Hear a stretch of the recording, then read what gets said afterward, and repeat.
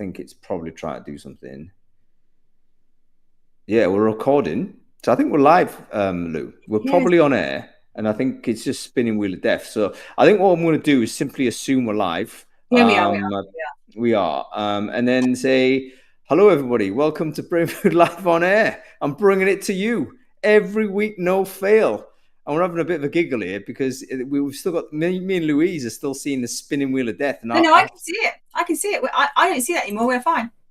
Right, so I'm just seeing the spinning wheel of death. That's fine. I'm just, and everyone's grayed out, which is also fine. But yeah, I'm going to continue as if all is good. So, folks, let me know if you can hear and see me okay.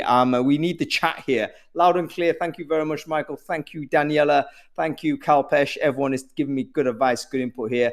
Fantastic stuff. We should be broadcasting this live on LinkedIn, by the way, multiple places on LinkedIn. So if you're watching this on LinkedIn, do let me know whether you can hear and see me okay. I should be, yes, I can see myself on LinkedIn, so I should be all right. Thank you very much. Okay, we're ready to roll. Folks, I'm very excited about this show today. Reason why is because I've had a sneaking suspicion that the world of recruitment agency have been very progressive when it comes to using technology to increase and improve their business efficiency.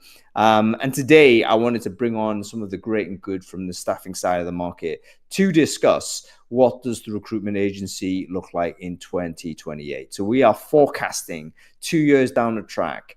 If business goes according to the way it's going now, if technology goes according to the way it does now, what does the shape of a recruitment business look like in 2028? That is the topic of today's show. Okay, cool. Let's get on with it. Everyone can hear and see me okay. We have Louise Tryons here, of course. Louise, wonderful to see you as usual. For the folks who don't know you, Louise, why don't you quickly introduce yourself? Who are you? What it is you do? So I do lots of things. I've been in the recruitment agency space for 30-ish years. I run UK Recruiter. I do the program for the Recruitment Agency Expo. I run events for job boards. Love job boards. And I work for Crowdcast, which is why we were giggling at the start of this. A few jiggers. So Louise is basically a sort of a participant supporter of all of this stuff going on. So you're going to help me navigate through it as I can't see half the controls, but I'm sure we're going to be all right. I can invite people on stage for you. So if we have a problem, just give me the nod. That's it. Might get you permanently on here, Louise. And Louise, you were actually at the Recruitment Agency Expo yesterday because you're in charge of organizing the program, aren't you? So I wonder whether you could give us a quick overview how that event went. What did you see that was interesting? What was the general vibe? Because that's all totally relevant to the conversation right now. Yeah, it's interesting. No one did talk about the what recruitment's going to be like in 2028. I wish they had. I'd have sat in that session. I'd have been better prepared. So I am responsible for the main stage talk, so not the showcase pitch talks. It's the people who are invited to speak. I mean, it was great. There was a real variety of people. The only talk I saw all the way through was Ben Fogel because I had to stand at the side of the stage, the mic, and tell you what, he is an incredible storyteller. So he was talking about the stuff he did with James Cracknell, who'd spoken the previous year, but wow, can he tell a story well? So he was properly captivating. And where did he learn that skill alongside everything else he's learned? That is another thing we need to talk about Brainfood Live on storytelling. How do you do it? I think it's going to be a very important sort of skill set. I mean, it's not only about public speaking, but it's about crafting a story that resonates with your audience, irrespective of what sort of method or a sort of mode that you're using. So yeah, it's going to be super relevant. You see Nicola's comment? Nicola, private. She's probably right. Yeah, there's a lot of finishing going on there. You know, it does help you. Anyway, listen, we have to thank our sponsors before we go any further, because without our sponsors, we cannot do this show. The Brainfood Live is always sponsored, by the way, every single week, multiple times a week. Sometimes we get companies stepping up and saying, "Hung, this conversation needs to keep going. We're going to sponsor it." And this week, we're delighted to be sponsored by, I think, one of the coolest companies that have arrived on the scene in 2025. It is Hire Inc. Wonderful product do lots of interesting things with different types of folks in the recruitment space. We actually have the CEO, John. He is with us right here, so I'm going to bring him on stage if I can, and he's going to tell us all about it. John, you should get a kind of a pop-up to get you on screen. Let me know if that doesn't happen, and we'll get Louise to pull a few sort of tricks out of the bag to get her on. No need to raise hands, folks. We'll get you on in due course. Is he still invited? Yes, he is. Did I accept him? There we go. Cool. Hey. There he is. Hi. Great to see you again. How you doing, John? Great to see you, man. Good. Where are you these days? You're a roving individual, aren't you? So you're sometimes in London, sometimes in Cairo, sometimes in the US. Where are you right now? All over the place. I actually just landed in Denver, Colorado last night. So it's 7 a.m. here, but super glad to be on. Okay, I'm sorry, man. What are you doing in Colorado, just out of interest? We have a lot of customers out here, so I'm actually just meeting some of our team customers, and doing the rounds. Yeah, fantastic stuff. John, why don't you quickly introduce the business? What is it? What is hiring? Who should care about it? I've just shared John's link, by the way, into the Crowdcast chat. Go and connect with John. Tell us about hiring, John. Yeah, so we're a kind of all-in-one AI platform. Again, we have a traditional kind of ATS with sequences. You can set up interviews, and we have interview recordings and interview notes all in one place. We have client portals for agencies because most of our clients and customers are staffing agencies and companies in the recruitment space there.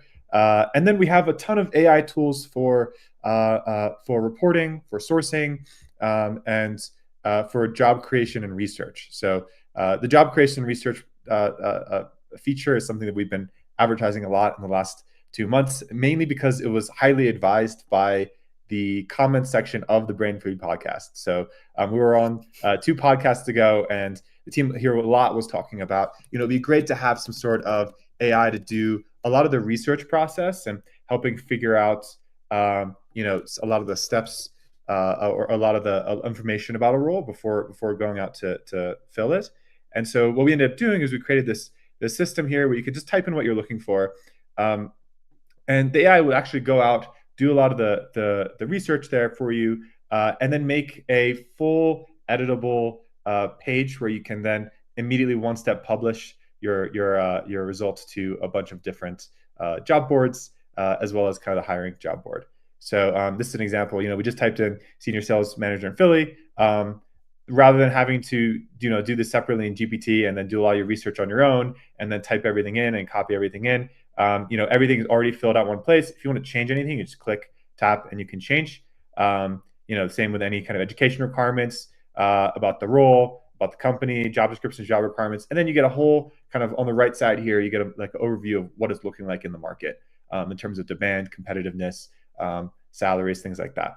And again, everything's filled out here for you in New Philly, Philadelphia, and then you can just go in here and start hiring for the role. You can set up your pipeline the way you like, and then once you save, you have that in your board here. You can start fulfilling and adding candidates, dragging and dropping them, and I have other roles here that we can quickly look at. Everything feels very, very smooth, very AI native, with all of your interviews in one place, attached to your candidates. All the PDFs and any resumes you have are parsed in one place. And again, there's a reason why staffing agencies love using this. And we have a special offer for Brain Food listeners. So Brain Food 90, you get 3 months free. And if you're currently on another ATS, we have kind of a guarantee that we'll have a clean migration and undercut pricing. So we want to make sure everyone can have the best deal possible. I love the offers, John. Thank you so much for doing that. That's fantastic stuff. So let me get this right. It's basically free use for 3 months. Is that correct? Yeah. That's amazing, folks. If you're looking for an upgrade on your sort of ATS or kind of any system that you're using to process candidates, let's look at 2 kind of bogged down into the terminology. If you're in a recruiting space and you're looking for something that's going to help you become more efficient, check out hire.ing. John, what is the kind of ICP for you guys? I mean, maybe that can help in some way. Have you nailed it down in terms of like what is the type of recruiter that is best suited for this? Yeah, we work a lot with agencies across Europe and the US. So that's kind of been staffing agencies just across the board have been our bread and butter. We have a lot of solo recruiters that want something, with some amount of power.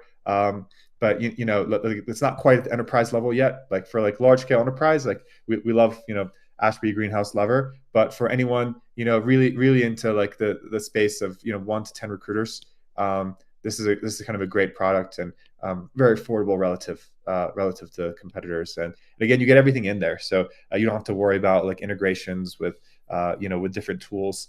You get all the you get a Chrome extension, you get your job boards. You can publish across different places and your interview notes all in one place.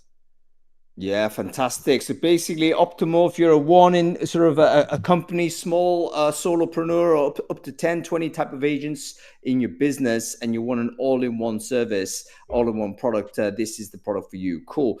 Thank you so much for sharing all of the links into the chat there. We'll make sure if you're watching this on LinkedIn, you'll get all of this stuff as well. But yeah, great stuff, John. Thank you so much for sharing it. And yeah, well, I hope you continue staying with us in the rest of the show as we bring on the rest of our guests, and we'll see where we go.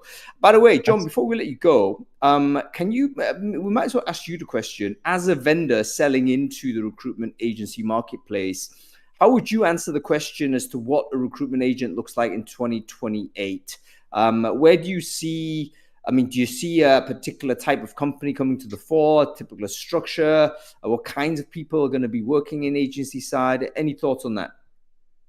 Yeah, so I think generally quite opinionated around the fact that I think I do a lot in AI and spending a lot of time playing with these tools, and the tools themselves are getting increasingly powerful, and they're getting really, really smart in the sense of being able to understand how to parse candidates and make assessments on candidates that are on par with the taste profiles that we create. But I think recruitment is one of those things that will never actually be able to be replaced, because it's never be able to be fully replaced because it's so human based, right? So it's so contingent on personal referrals, relationships, and meeting people in the real world. And for employer branding, especially, we've done a lot with like we've tested a lot with AI doing interviews or these kind of one-way calls and things. And it often doesn't land very well or get the results that companies want, because at the end of the day, candidates want to feel respected and want to meet real people. And you're much more likely to land a candidate if you actually meet with them and invest into that relationship. So given that everything is around relationship building, I think there's going to be a kind of a future here where we'll be relying on AI for a lot more of kind of the admin management work, where you might be having AI do a lot of sourcing and helping with drafting content and emails, at scale. And for organization, you can kind of maybe think of like an ATS in 5 years, kind of lining up all your interviews and doing everything for you that you might normally have to spend time on within your own ATS. Just make time for you to just spend all of your time meeting people. So I'd imagine there'll be like more in-person events, right? Like more things like this, where like there are communities and recruiters actually networking, really taking advantage of like referrals. Because the one thing that I found that AI it really suffers and it doesn't do well is it's limited to the data that it has. So and there's so much data on the ground that the AI just doesn't know, right? There are these all these cool systems out there and all these AI tools for sourcing and outreach and everything, but it doesn't know the communities that you know. So kind of it's always going to be inherently limited because it's not in the real world. It's limited to what's publicly available on LinkedIn and online. But there's a lot of just context and information that's missing.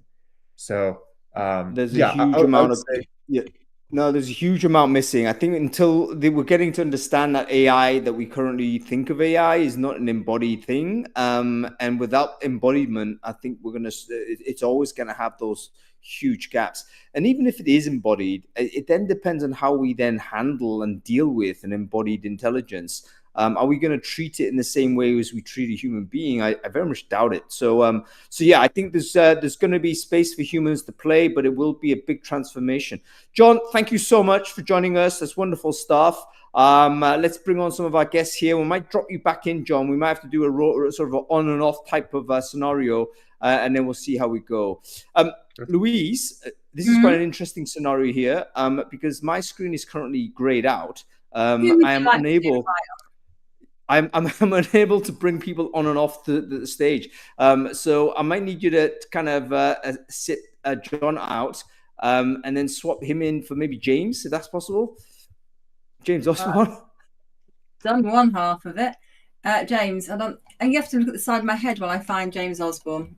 James. I've found him. Don't worry. I can invite him on. You've got to kick him off. That's the difference. So James is invited. I'm going to get Kalpesh on right now as well. I forget who. Keith. Maybe get Keith on as well. Nick, we'll bring you on a bit, okay? Let me get Keith on. There's a few more people that are meant to be coming on, but I will figure out sort of what all that looks like as we go forward. Hi, Louise. Long time no see. I know. 24 hours. All right, James. How you doing, mate? I'm very good. I'm really good. Kalpesh. And Kalpesh, long time no see as well. Twice in 2 days. Twice in 2 days. Hi, Kalpesh. How you doing? All right, listen, this is good stuff. Let's go through some intros whilst we get Keith on. James, of course, everyone knows you already, but why don't you quickly introduce yourself? Who are you? What it is you do? Thanks, Hung. So, James Osborne, non-exec director and advisor to the recruitment sector and co-founder and chairman of the Recruitment Network, which is a large global community of recruitment agency owners, recruitment agencies and advisors. We all hang out together to do three things: maximize performance, productivity, and profitability. Yeah, fantastic stuff. And what a wonderful network that is. I'm delighted to interact with TRN. Fantastic group of folks. And we have Kalpesh here as well. Kalpesh, can you quickly introduce yourself? Who are you? What it is you do? It's a good question. So, hi, I'm Kalpesh. I am a true recruiter and proud of it. 28 years in industry. I am a board advisor, chair. I help high growth recruitment companies, rec tech, HR tech, everyone in that future work ecosystem we call today, try and find a way to thrive and survive. Yeah, fantastic stuff. Great to see you, Kalpesh. And we have Keith here as well. Keith, wonderful to see you. Can you quickly introduce yourself? Who are you? What it is you do? Good to see you, Hung. Thanks for having me on today. My name is Keith Langbo. I have a recruitment agency that is headquartered in the U.S., Raleigh, North Carolina, expanded to the U.K. and EMEA last year. We do recruitment, retained recruitment, as well as executive search edit, and have been building out our AI solutions for the past 2+ years. Yeah, fantastic. Keith, I think your audio is a little bit off. I don't know whether anyone else heard that. You might want to just fiddle with it just a little bit. I wonder whether if you've got headphones or something, you can go and grab those. It might be useful. Thank you very much, Keith. Okay, cool. Let's get on with the question while Keith gets plugged in. Where does the recruitment agency sort of landscape look in 2028? Let's be courageous with this. I want to know about, do you think there'll be more or less people doing the job of recruitment agent? Under what structure are they going to be doing it? Will they be doing it under more companies, for instance? Are we going to see increasing fragmentation of recruitment agencies, more solopreneurs? Or do we get together and we start kind of coalescing back to big, mega agencies again? Do we have a floating population of part-time recruiters? People who can pop in the odd deal here or there, but it's not full-time for them. There's a huge amount of people that cycle in and out of the recruitment agency market, for instance. We all know this. Is there a future in which we could kind of tap into that marketplace and bring them back in some sort of part-time capacity? Or does it all stay more or less as it is? I mean, maybe all of the change narrative is just narrative. And we're seeing a lot of technology, but you know what? Is it just a lick of paint on a car we've been used to driving and we've always been driving? So, James, go to you on this. What's your speculations, man? Yeah, well, I think you've covered pretty much everything off there in one sentence. I think it's brilliant. I think my forecast is pretty simple on this. The industry is going to be very, very different. It is feeling very different already, and it will continue to evolve and continue to change. I think the core principles and fundamentals of our industry will never change and will never go away. but the wrapping is going to be different in how we get there. I think there will be a lot of solo recruiters, solopreneurs, lots of small recruitment companies spinning off, because now with tech and AI, a one-person business can act and behave like a 10-person business.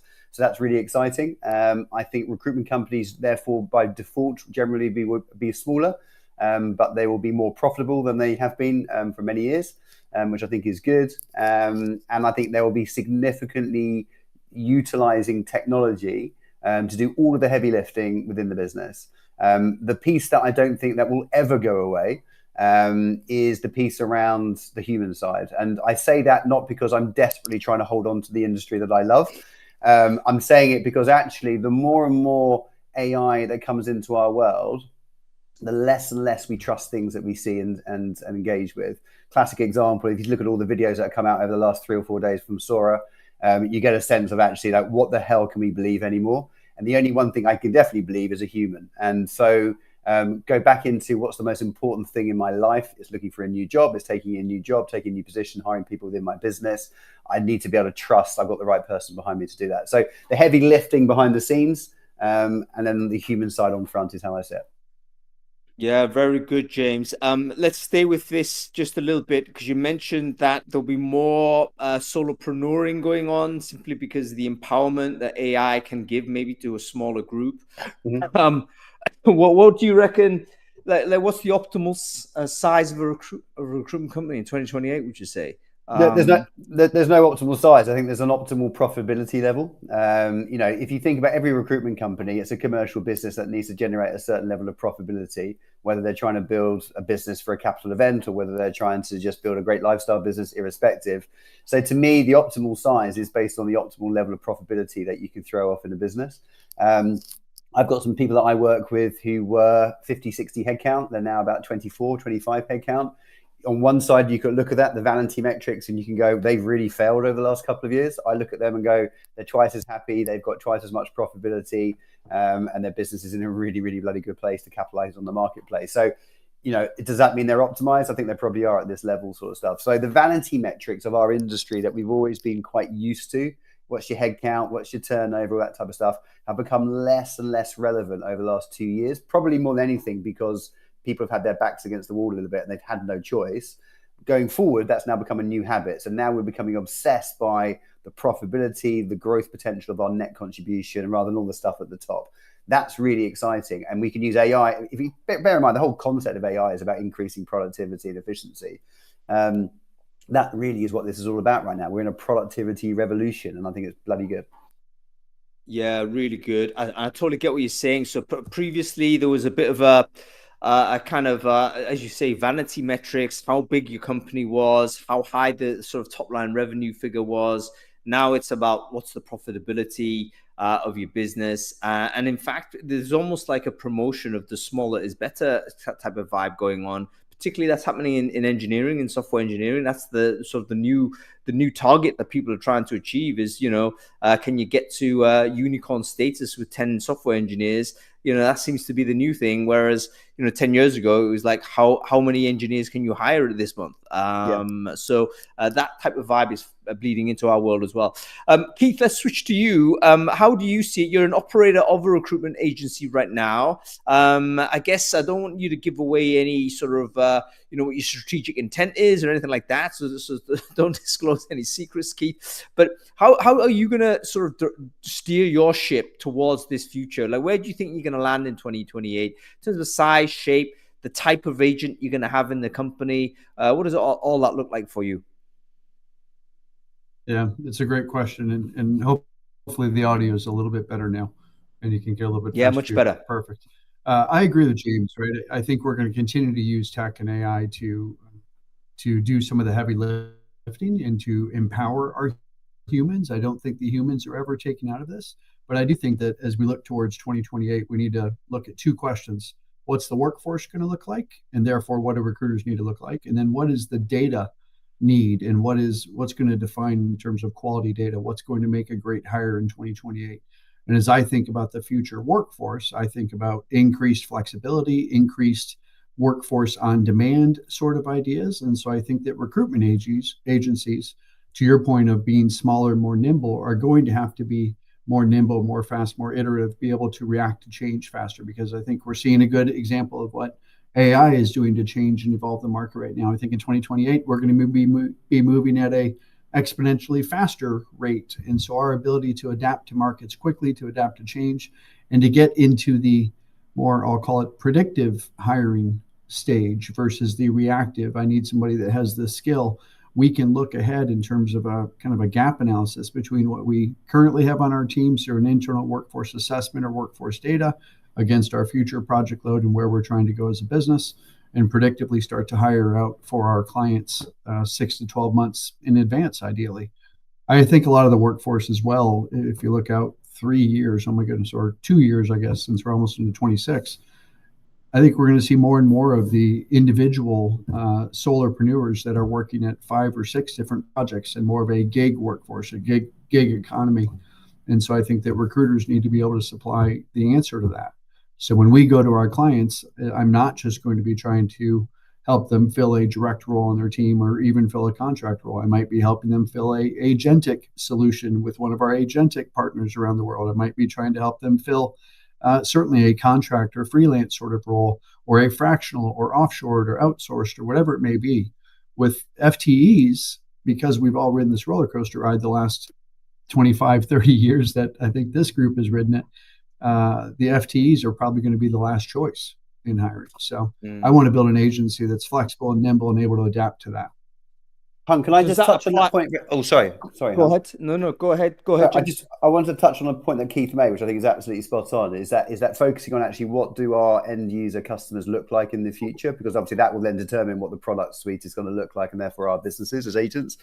And I think as an agency world, and I think one of the points that Keith made, which is actually spot on, and we're already working on some of these projects with some of our members at the moment, which is actually building out a talent solution, which is where I place with you talent solutions, which include people and agentic AI at the same time.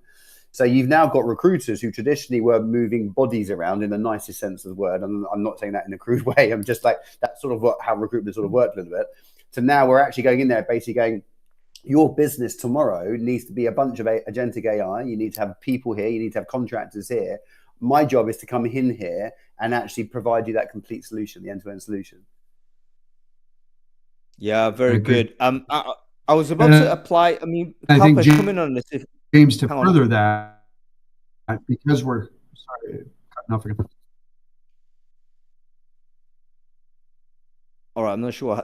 Is Keith phasing in and out, or am I phasing in and out? I have no clue. No, it's Keith. I think it's a little bit internet connectivity, just from the blurriness, I think. Okay, no worries. By the way, it's the first time in Raleigh, North Carolina, that we have dark skies, and so I think the internet's going in and out a little bit. Sorry about that. I'm with you, Keith. I'm literally staring at a grayed out screen. I can't see anybody's facial expressions. It's like I'm like in the twilight zone. So I'm with you here, Keith, in spirit. Kalpesh, let's bring you on this. We're talking about sort of what's your view on 2028. I mean, you're a recruiter, you're an investor, you're a person that organizes tech communities and everything. What's your general take on shape and structure of recruitment agents in 2028? I mean, how does it look from your perspective? So I'm going to take you back to the last 48 hours, and I'll apologise to anyone that's had the misfortune of talking to me in a bright orange jumper at the Rec Agency Expo and me asking searching questions. And James is going to laugh in a minute. So I've got a hypothesis, and I'm going to test the hypothesis on how many people work in recruitment today as recruitment consultants, how different is it from 2019, and how is it going to look different moving forwards. So just for ease of today, let's just say there's about 200,000 recruiters in the UK, and I'll stick to the UK for now, right? I think if I had to fast forward to 2028, the job of a recruitment consultant will be different. The approach of maybe the tools that they use may be different. I think we will still have, give or take, 200,000 recruiters working in the UK market. The key fundamental difference will be, and if you think about the distribution from 2019 to today of where those recruiters are sitting, right? The big guys used to account for a big chunk of that headcount. They're not there anymore. It is solos. It is mid-market players that are that are setting up boutique shops, either running talent pools and spotting particular sectors, or they're following particular industries. So I think moving forward, the key thing, my gut feel tells me, and I'm happy to come back once I've got the data, that I think give or take will be the blend of the industry will be there or thereabouts. The jobs that people will be doing will be different though, right? And what should In what way, happen? Kalpesh? So I think we're going to start seeing career coaches. I think the traditional 360 recruiter or 180 in terms of what we know today, those actual definitions may change, right? Especially taking both Keith and James's point of if the blended workforce as we know it, and I feel sorry for HR managers and directors today, right, at corporates, if you're now talking about your blended workforce being FTEs, contractors, consultants, digital twins, stroke agentic, stroke whatever we're going to call it tomorrow, AGI professionals, all of a sudden the workforce of a client is going to be changing. And I think just as a look, let's give a bit of a nod to one of the big guys, right? If you look at the announcement Adecco put out earlier this year, that they have partnered with Agentforce to offer digital employees. Now, for anyone that's from Adecco on the call, I apologize now. I'm not sure that model is going to work the way it's done today, but the principle of what they've started doing is the future, right? So I think so the first thing is that the blend of the workforce is going to be the same. I think, like, give or take 200,000, but different jobs. Number two, the technology that you employ. And we saw some incredible technology being showcased at the expo, right? Recruiters are now going to have to get on page with this AI thing is coming. It's here now, right? You don't have a choice of engaging or not engaging. You have to now work out how do you embed it in your workflows to give a better service to your clients, to give a better service to your candidates, to match better, to manage relationships, and to pick the point up that's been mentioned a few times, how do you optimize your profitability?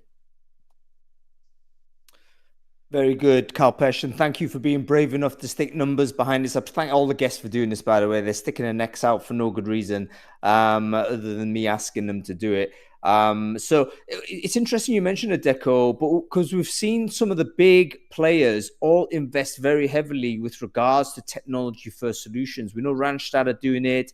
We've seen Hudson kind of roll out a new brand. We've seen all of these big companies do it. Are the big boys kind of looking at this and thinking, right, we're going to transform ourselves into a technology company? And does that then leave the space? They don't have a choice. It's coming. It's coming. Let me say this. Does that then leave the space for the human first approach for these smaller players then? This is sort of what James is intimating sort of in the first instance. So the unit economics, if you like, don't work at the top end, but it might work at the middle bit. We're going to be back to mid-market players being boutique, super specialists, actually owning clients, owning industries, and taking Keith's point earlier on, right? Look, we're working on the premise that at the moment the question was how many recruiters are going to be in 2028, right? Well, let's go take it up a level. How many industries won't exist in 2028 that exist today? How many new industries are coming? How many industries are merging together to create a new class? So what Adecco and S3 and Hayes and Randstad and Allegis and the other ones that make up the top 50 list, they're all looking at going, right, we now have to be either a recruiter and a technology company, a recruiter and a management consulting company, right? So we're going to see a whole new asset class of industries pop up. But what it still means, and I will stick my neck out on this one, recruiters are still important. They're not going anywhere. We are still required. One of the biggest challenges companies have is how do you make sure that human capital that you need to run your business exists? And if you can't find it, who do you go and find? It's a bit like if you can find the A-team, you can hire them, right? Who do you go and find that can find the missing talent that you don't know that you need today? I completely agree with everything that everyone said. And again, sorry for the audio issues. I will say I agree, and we need the humans up front. I think a lot of the big players out there are becoming the recruitment and the tech, as many like myself are as well. I think the third component to that is that we are also becoming data companies. And at some point, when you look at the flexible blended workforce, we can't just look at the recruitment side of this. We need to look at the entire employment life cycle. And so because we're looking at workforce assessments and learning and development and eventually succession planning and so on, especially with an in and out workforce and a blended workforce, I think we need to be almost data companies in front of the tech or in front of some of the other parts. I don't want to take the human out of the recruitment side or out any side of this. at all. But we do need the data in order to improve our recruiting, in order to better improve our conversations and so on. I think one big piece that's missing, and I'll be curious your thoughts, is getting the feedback loop all the way 360 on that AI and on that data. We're having it doing heavy lifting, but is it giving us enough guidance throughout the recruitment process, throughout the conversations, throughout the performance reviews, if you will, with our employees? And how are we creating that feedback and 360 loop so that we're continuously analyzing and instructing and guiding our humans, whether it be recruiters or leaders, to run the businesses? Can I agree respond with what you said? I'd think data on top. Can I respond to a couple of these points, please, if that's okay? I think Kalpesh and Keith are absolutely spot on. I think to Keith's point around the data, I definitely agree. I think there's another part to this, though, that we often don't talk about as much. So you've got data on one side, but then you've also got the sentiment and the insights on the other side. And both are absolutely critical in this equation. I think the humans can provide the insights and the sentiment data. It's the data itself is the other part of it, which I think you can use through technology. But with one without the other just doesn't work for me. In the same way, I've never believed an economist in my entire life, but I will believe a social economist. So that's number one. The second part I'll say is that the thing, going back to the place of Kalpesh's point and predictions about the sort of the what's been going on and what our industry will look like. The reality is, if I'm brutally honest with you, if you look at the recruitment sector, it's been fairly broken for quite some time. And it's one of those industries that tends to do really, really well and can sort of cover up the cracks that it's slightly broken in a boom market, which we had in the post-COVID boom. When the market sort of flattens and softens a little bit, the breakages the cracks start to really uncover themselves.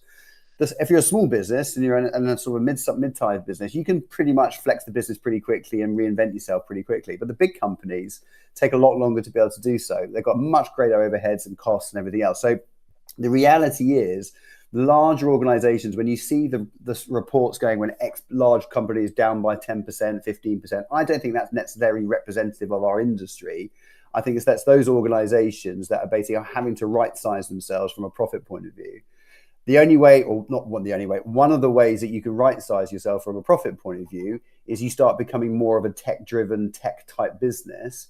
And by doing so, and AI has just popped up on the doorstep over the last couple of years to allow them to be able to do so. So I think they're quite comfortably going, well, okay, market's down and it's a bit tighter. We need to reinvent ourselves. We're going to make ourselves better in the future. We're going to make ourselves more future relevant and future fit. And the way to do that is to be a smaller business, but reinvest in technology and process and different types of products and services. So I think we're just going through a right sizing of our industry, which our industry probably needs a little bit to an extent. And I'm not knocking anyone who's having a tough time at the moment, quite the opposite. But now is a great chance to reinvent ourselves, to be far more profitable, far more scalable than we were before. And actually, I think move up the food chain as well, because I can't think anything worse than waking up every day and just being an administrator of a recruitment product. I like the idea of walking into someone's boardroom and going, let's talk about your talent strategies for the next 6 to 12 months. Let's hold hands and go on a partnership journey together. That's the good bit of recruitment, I think, more so than just the administration side. I couldn't disagree more, James. I prefer bottom feeding. I think you should be at the bottom, you know. They're the folks that survive, man. No, I joke.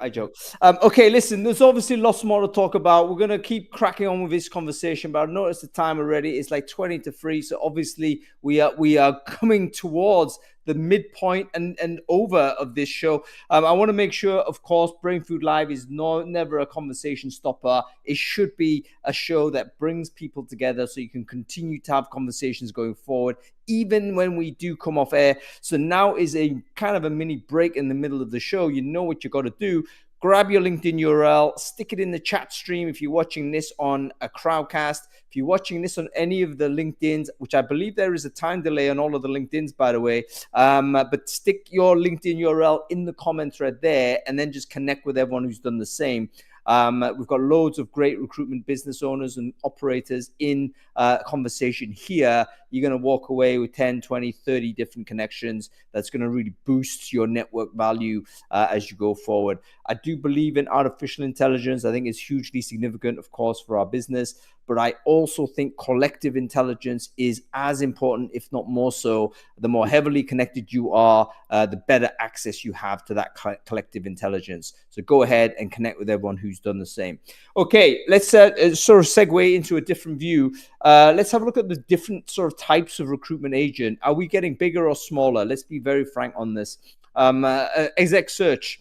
We're talking about C-level exec search. Do those guys get bigger or smaller? Is there more demand for that style of recruitment in 2028, or is it staying the same? What are your thoughts? Louise, let's bring you in on this. I know you had a few things to say, but you're very polite not to bump in. But what are your thoughts on exec search? Do you think that's going to go bigger or smaller? I started an exec search, and it felt then like a kind of like special artisan type of recruiting. And I think that, they're still using the same tools that everyone else is. They are not using AI and all the other technologies. So if by now we cannot easily find every single person in the world, then when are we ever going to? So I think that if we're still using exec search now, in 2 years' time, it surely will still exist. But it's become much more than just let me help you find that very difficult to find red squirrel. No, purple squirrel. It's already become that. And I think that if it's going to continue to be a very high fee effort, then that really is where the things like the talent pooling come in. You really do work with one client exclusively, totally understanding what they want. You are much more embedded in their business. That type of recruitment doesn't have to just be exec search, but they've been building talent pools for years. They've been helping clients understand what they really need in their business for years. I don't know whether there will come a point where these organizations say, we've got an internal talent force, we should be using them more. Maybe they should be hiring those people because they're closer to our decision makers within the organization. I can see James on the edge of his seat at this one. No, I think you're right. I think we have a whole executive search subgroup within the TRN community, and I mean they're all flying at the moment. They're doing incredibly well, and they will continue to do so. I think the number of fundamental reasons: A, because they spend more time in their customers' boardrooms than they do in their meeting rooms, and therefore they are influencing and supporting on the talent journey. And let's be honest, we're all sitting here. The reason why we come on these calls with Hung and everything else, and we sort of subscribe to Hung's newsletters, because everyone's trying to figure out what the hell is going on and what does it look like in the future. All our customers are doing exactly the same thing. So they need a good community of talent experts around them to do so. And I think the executive search lot do that very well naturally as part of their process as much as anything else. So I think the executive search community is going to be around for a hell of a long time yet. And I think they're going to be adding different types of value players as well. We've got some of the members who work in executive search who probably make more money out of introductions where companies are going through an M&A process than they do throughout of actually placing the COO there. Type of stuff, because they're having different conversations and different relationships. But the thing I've always dreamt about in our industry, when I started out in recruitment in Calpesh many years ago, was, we were trained, we were taught, we had a belief system that you were a recruitment consultant and you consulted with our customers. We've lost a lot of that over the years, naturally, because of the way the market's evolved. That now is going to become one of the most important skills in recruitment than ever before, which I think is brilliant. That moves us back up the food chain. I think margin, bizarrely, are going to go up, even though we're going to have more tech and AI. I think we're going to see higher margin business coming through and down the pipe, because we're going to be offering a different level of service, and the recruiter of tomorrow is going to have a slightly different skill set than maybe before as well. Very good, James. And I think, that sort of knowledge that exec search has cultivated over decades, that is something that I think they're very keen to, they're going to preserve that. I don't think they easily pipe all of that stuff into ChatGPT. I've already had a few conversations with exec search companies, and they do say, they're very reluctant to use something that isn't absolutely custom to them, because they're scared of data leakage and IP leakage, because there's stuff that they know about the on the landscape that literally is not documented. This is like things that they've heard through very discrete conversations, and I think that remains. I am a bullish on exec search, I have to say. Guys, I'd love to go like one-to-one to everyone, but we don't have the time, so we might have to just direct a sector to the person and then see how we go. What about the the sort of high street agency. This is where there's one down my street. You walk in, it says personnel, get this person a job. How do they fit into this world? They've kind of sort of continued to keep going, even though, the world's gone online and so on and so forth. But that local high street recruitment agency, generalist on kind of all kinds of jobs, what does that look like in 2028? Any thoughts on that? Maybe Kalpesh, I know it's not your forte at all, but I'll ask you to speculate if you don't mind. Yeah, I think high volume blue collar working or high volume low skilled working is probably the one that's going to get disrupted the hardest, because you can use technology, and you can actually, everything's out there from WhatsApp to SMS, etc. I have friends that do high street recruitment. They do really well, actually, really well. So they are bucking the trend, but they've chosen good clients to work with. They're in a geographic location that's really hard to find people, so they become invaluable. But I think more generally, I think we've seen it over the last 10, 15, 20 years, the number of high street recruiters is reducing. It's not because of AI it's reducing all of a sudden. It's because that whole service element and how you deliver that job has changed. Reed had hundreds and hundreds of micro offices across the UK. They've consolidated down. Right? Hayes are reviewing their landscape at the moment. So I think what we're going to start seeing is, and in America, it's been the mom and pop agencies in all the different zones, right? Even that's changing the landscape, because they're no longer required to be where the customers are. So technology is going to impact it. The margins are going to impact it in terms of how you do stuff and who you want to work with. And then I think the final bit is going to be, it's going to come down to what do you actually offer to your clients that's more valuable than simply, here's 20 people that are going to be there tonight to drive your delivery vans for the morning. Yeah, very, very good. Keith, I'm going to throw a slightly different angle to you, because again, you're a business owner, and you probably may be thinking about this already. What about the sort of types of people that become recruiters? I came in really as an entry-level graduate person. I started off, doing the resourcing and all the way up. But is it the case now where we're seeing actually we want experienced recruiters only? We know there's a lot of skilled labor out in the market. Let's hoover up the skilled talent. Let's AI enable those people, and they're going to be super workers for us. And maybe that the career ladder at the bottom is no longer as it was. What are your thoughts on the age profile of the recruiters that will come into business in 2028? Yeah. Fantastic question. And I'll just say to all of these segments, whether it's executive or the blue collar or things like that, first of all, I think some of it is regional and culturally. It's going to be different in central US versus the East Coast of US, and certainly before 2028. But we can have all the AI and help and power in the world to source candidates and load up our recruiters with conversations. But if the candidates don't call us back, or we don't have a high response rate, none of it matters. And so whether it's executive or blue collar, or to the future psychographics, if you will, of our, or psychometrics, if you will, of our recruiters, it's going to become more and more about relationships. And are people going to take my call? Are they going to call me back? Are they in my network? Do they know me, like me, and trust me? And so as much as I would say in my 30 years of recruiting, that I've seen it go from relationship to more analytical, more data focused as we got into our Boolean searches and trying to be creative in our sourcing techniques as the internet, LinkedIn came into play. It's almost maybe prediction going back heavier again to the relationship side and understanding the complexities of someone's career, understanding the complexities of an industry, and getting more and more specialized to that relationship. So even though I've grown businesses before by hiring kids straight out of university and teaching them how to recruit, and they've done okay, I think we're going to see more and more season paying off here, because it is going to become about the depth of the relationship. Someone's taking my call, especially in my humble opinion, on the executive search side, right? Executive search is least to be replaced or overtaken by AI, because it's going to come down to relationships. Yeah. So I could have 1 million people in the database. If they don't pick up my call, there's nothing with it. And I think it's going to get more and more that way on the other side too. We might become almost like them and kind of career coaching them along. I think more relational in season and experience and understanding business. No, thank you, Keith. Appreciate the observations there.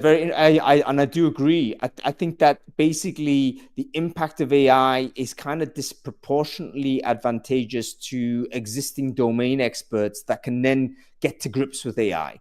So the people that basically probably have the greatest challenge are those that are experienced but don't sort of embrace and go with the change, and on the other end of the sort of career path, people who are just coming into the world of work that maybe don't have the opportunity to learn the domain experience. I wonder whether there's there's no chance for them to learn some of the relationship skills that we're talking about. But these are society-wide problems. I'm not sure it's anybody's sort of any single business can actually solve them. But we should at least be conscious and cognizant of it. Okay, no worries, Keith. I'm like I say, I'm with you in spirit. I'm wrestling with the tech myself here, my friend. Okay. There's a very good question by Dana here. Let's go to that right away. If we summarize, then which skills become most crucial in 2028? And let's be very honest here. Let's not be cliched. What are the skills that we're currently doing that we think that, or the tasks or skills or behaviors that we're currently valuable in recruiting that we think will recede? And which ones do you think we really need to lean heavily into and train for? James, let's kick off with you. Yeah, I mean, to me, it's really, really simple. Our industry is a sales industry, always has been and always will be. And your ability to be a good salesperson in this type of market is critical. And sales is as much about client acquisition as it is about candidate acquisition. So when I look at all the skills that make a great salesperson in this type of marketplace where you've got access to all the insights and data that you need as a decision maker. So I don't need you to come in and tell me what's happening with the market, because I can probably find that out for myself in about 2.5 seconds before the meeting starts. I need you to influence my thinking and help me navigate that. So for me, this is bringing our industry back to a whether you like the word sales or otherwise, that's what we are as an industry. We have to sell jobs to candidates to jobs, etc., etc. It's all part of the process. So for me, it's sales. 100%, and all the nuances that go with that. And I'm not talking, by the way, to make it really clear, the old school sales that we used to hate and we still hate, etc. I'm talking about professional selling, proper consultative solution selling, walking into a customer with a blank piece of paper saying, let me really understand what's going on in your business and let's together build a solution that's fit for purpose for you moving forward. That proper sales skills. So that would be my number one. No, that's really interesting, James. So I think recruitment went a bit technical, didn't it, over the last 10, 15 years or so? And we got sort of people very skilled at finding candidates, very skilled at using techniques to manipulate systems, and they had success. Maybe AI takes care of a lot of that these days and produces similar results without necessarily needing to develop those technical skills. We go back to those, as you say, sales skills that are going to be the premium as you go forward. Kalpesh, Baxi, what are the skills that recruiters need in 2028? You know what, I'm going to agree just 100% with James, right? I came from a company where we were the master of 360 recruitment, right? That was our thing. You had to do everything to be able to do it. I think the future is compartmentalized jobs. So there's going to be an element of those 360 recruiters out there that, hunt and farm and deliver and do everything together. But I think sales and service is going to become clearer as we move forward with our industry. So sales is that whole relationship, new business development, relationships, land, expand, penetrate, all of that element that you can do. And service is all going to be around, well, how do I optimize and use technology to deliver CVs to a client, to match up to a job spec, to check the hallucinations that are coming out of ChatGPT job specs and ChatGPT CVs. So can Kalpesh Baxi really do that job he's applied for? And where's the evidence for it, even though CV's not there? And I think that the final part for me is we're a relationship industry. That's not going to change, right? It's not going anywhere else. So if you're a recruiter for the future that wants to survive, that is everything associated to the branch that comes under relationships. And by the way, sales, whether you want to call it old school or new school sales, is part of that. Think about the skills you need to procure, adapt, and get sharper at underneath that banner. Yeah, very good, Kalpesh. Thank you very much. Keith, let's go with you. Skills. And again, as a person that's building a business, what skills are you hiring for in preparation for 2028? I agree with James and Kalpesh on the sales side, and 360 360 recruiter to add something different, I will say the skill of being empathetic. I think we're going to be so overwhelmed with AI and tech, and candidates are already getting it. And by 2028, I can only imagine they're going to be hungrier for that human connection and for someone that actually cares about them and understands their situation, good, bad, job-wise, professionally, personally. I think because of the increasing tech, we're going to need more humans and true natural empathy. And so as much as I want people that have grit and drive and go get it like we've always wanted in the recruitment space, I think empathy is going to be a really important skill to differentiate. Yeah, really, really good point. And I think those human skills do come in. There is some not ambiguity, but I would say it's not entirely clear how that connects to the business ops and how we measure people and stuff like this, but probably we need to evolve those things as well. Okay, Louise, let's bring you in on this. What are your thoughts? 2028 skills for recruiters. What do we need to be successful in that era? I love the idea that one of the KPIs for the future recruiter will be how good a human are you? and that's it. And I agree with all of you. I think you have to be able to listen, you have to be able to sell, you have to be able to understand, you have to be able to really identify the stuff that the tech can't identify. And if that were a KPI of being a proper human being, then that would make me very happy. That's great stuff, Louise. Okay, let's move on. We're gonna try and get. I think Nick's already gone on a school run. I was gonna bring him on at the end. I should have brought him at the beginning. But never mind. We'll crack on with that in another time. Let's regroup on this, folks, because I think we want to make sure we center the conversation in the recruitment agency world. What do you think in the short term?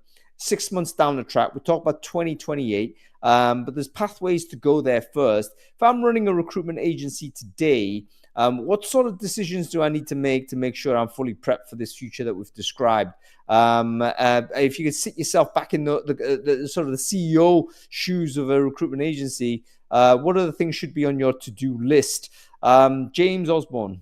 I literally, Louise didn't turn up at my presentation yesterday. She was too busy waiting for Ben Fogel to arrive at the expo. But I actually mentioned this and talked about this in my presentation. It goes directly back to, I think it was Keith's point, which is you start with your customers first and your market first. There's a lovely expression, which I'm sure you've all heard, which is the Wayne Gretzky quote. I think someone said it's not Wayne, but it's one of the Gretzky family, which is go to where the puck is going. We at the moment we've been in a bit of a survival mode, let's be honest, in many cases. We are pedaling and we're looking down, trying to keep going. We've got to stop and look forward, and we've got to work out where the hell our markets, our customers are going in the next 2 to 3 years.